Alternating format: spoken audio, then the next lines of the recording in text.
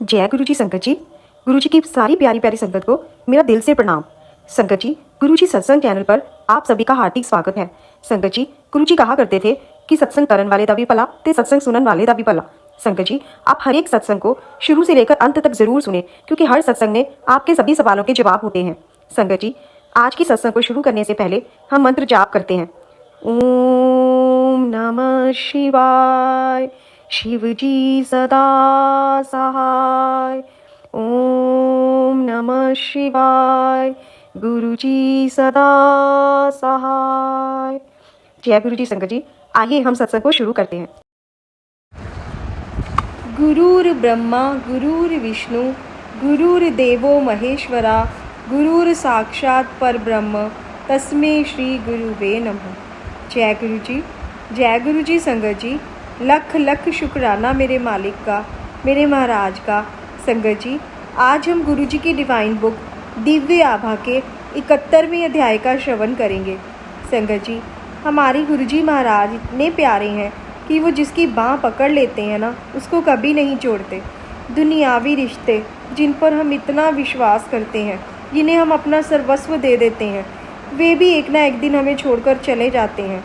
चाहकर भी हमारा साथ नहीं दे पाते, परंतु गुरुजी महाराज का साथ हमेशा रहने वाला है।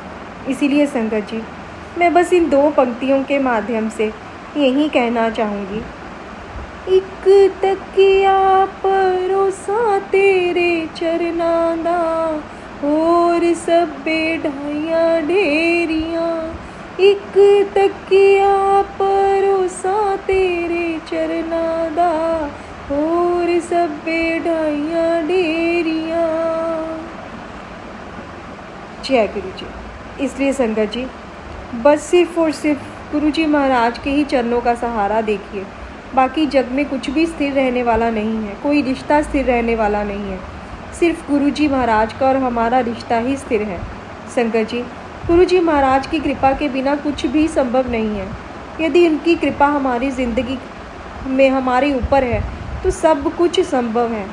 संगत जी, हर संकट अपने आप टल जाता है। गुरु जी से जुड़ने के बाद अगर कोई मुसीबत आ भी जाए ना, तो वो भी हमें छूकर चली जाती है, कुछ बिगाड़ नहीं पाती। संगत जी, आज का सत्संग भी इसी तथ्य से अवगत करवाता है। आज का सत्संग श्री मुनीर जाखड़ जी, जो कि चंडीगढ़ से हैं, उनका है। तो आइए संगत जी, हम सब भी उनका ये डिवाइन सत्संग सुन लाभ उठाएं। नशे से मुक्ति।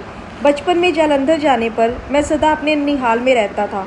परिवार के सदस्य गुरुजी के दर्शन के लिए जाते थे, और एक ऐसे ही अवसर पर मैंने भी उनके साथ गुरुजी के दर्शन किए।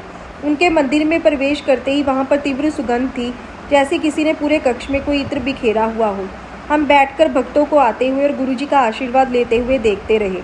उसके पश्चात उन्होंने एक जल को अपनी माला से अभिमंत्रित किया और हमने बारी बारी से उस जल को ग्रहण किया। उस जल में से एक विशेष महक आती थी। बच्चे होते हुए भी हम बिना दंगा या छेड़खानी किए हुए एक स्थान पर बैठ सकते थे। मेरे पिता एक ईश्वर के अतिरिक्त किसको नहीं मानते थे। उन्होंने मेरी माँ को भी गुरुजी के पास जाने के लिए मना किया था, क्योंकि यह उन्हें पसंद नहीं था। अतः हमने गुरुजी के पास जाना बंद कर दिया। कोई 8 वर्ष के लिए हम गुरुजी के पास नहीं गए, पर हमारे अन्य संबंधी उनके पास जाते रहे। गुरुजी उनको हमें उनके पास लाने के लिए कहते थे। फिर गुरुजी दिल्ली चले गए। 2003 में मैं अपने MBA के लिए दिल्ली आ गया। मुझे नशे की लत पड़ गई। मैं अकेला रहता था और मद्यपान करना अच्छा लगता था। अपने अभिभावकों के कहने पर मैंने अपने यकृत का परीक्षण करवाया। यह परीक्षण पहले भी करवाया था और परिणाम अशुभ होते हुए भी मैंने उनकी अवहेलना की थी। स्वस्थ मनुष्य का परिणाम 40 IU प्रति लीटर होना चाहिए, मेरा 347 था। स्पष्ट था कि यदि मैंने मद्यपान नहीं छोड़ा तो मुझे यकृत का सूत्रण रोग होने की पूरी संभावना थी, जो निश्चित रूप से घातक हो सकता था। मेरी माँ मेरे साथ रह रही थी। हम वसंत कुंज से द्वारका मकान बदल रहे थे और वह मेरी सहायता करने आई थी। मेरी माँ धार्मिक प्रवृत्ति की थी और नियमित रूप से गुरुजी के पास जाकर उनकी कृपा और मेरे स्वास्थ्य के लिए प्रार्थना करती थी। एक दिन गुरुजी ने उन्हें बताया कि उनकी संतान को कष्ट है और मुझे लाने के लिए कहा। मैं गया। मेरे पिता को यह पता नहीं था। हर संध्या को मैं सीधा उनकी संगत में जाकर चाय और लंगर ग्रहण कर वापिस आता था। कुछ भक्त सत्संग सुनाते थे कि कैसे गुरुजी ने उनके कष्ट दूर किए। वहाँ पर कई ऐसे अनुयायी थे जिनको हृदय रोग, कैंसर और धन के अभाव से मुक्ति प्राप्त हुई थी और अब वे प्रसन्न थे। गुरुजी ने माँ को 10 दिन तक लगातार आने के लिए कहा। मेरे लिए ताम्र लोटा भी मंगाया, जिसे उन्होंने अभिमंत्रित किया और मैंने उसमें से जल पिया। उनके पास बैठे हुए मेरे मन में केवल उनके आशीर्वाद का विचार रहता था। इन्हीं दिनों मैंने एक अन्य चिकित्सक से भी परामर्श लिया। मेरे एक मित्र ने उसके बारे में बताया था। मेरे मित्र को भी यही रोग था और वह मेरे जैसे ही औषधियाँ ले रहा था। 4 मास के बाद भी उसका उपचार पूरा नहीं हुआ था। एक दिन गुरुजी ने मेरी माँ को कहा कि मैं स्वस्थ हो गया हूँ और उन्हें चिंता करने की कोई आवश्यकता नहीं है। मुझे पुनः से परीक्षण भी करवाने को कहा। जब मेरे परीक्षण हुए तो परिणाम 40 IU प्रति लीटर आया, जो सामान्य था।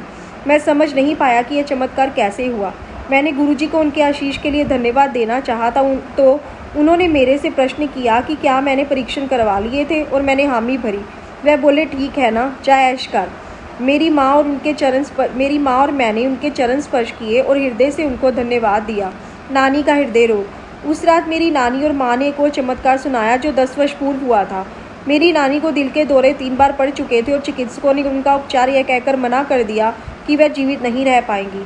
मेरी माँ और मेरे मामा जी गुरुजी के पास आधी रात को पहुँचे।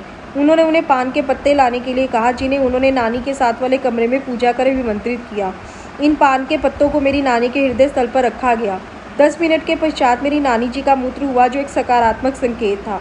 यह देखकर चिकित्सक उन्हें तुरंत लुधियाना के एक चिकित्सालय में बाईपास के लिए ले गए। गुरुजी के बिना मेरी नानी आज जीवित नहीं होती। कुछ अनुभवों की व्याख्या करना कठिन है, किंतु वह होती हैं। उन्हें केवल स्वीकार किया जा सकता है। मेरे उपचार के उपरांत गुरुजी के प्रति मेरी श्रद्धा में वृद्धि हुई है। उनका आशीष हमारे परिवार पर सदा बना रहे। जय गुरुजी, जय गुरुजी संगत जी, जय गुरुजी। मेरे मालिक का लख लख शुक्राना, मेरे महाराज का शुक्राना, आज की सेवा के लिए मेरे मालिक का अनंतम शुक्राना। जय गुरुजी।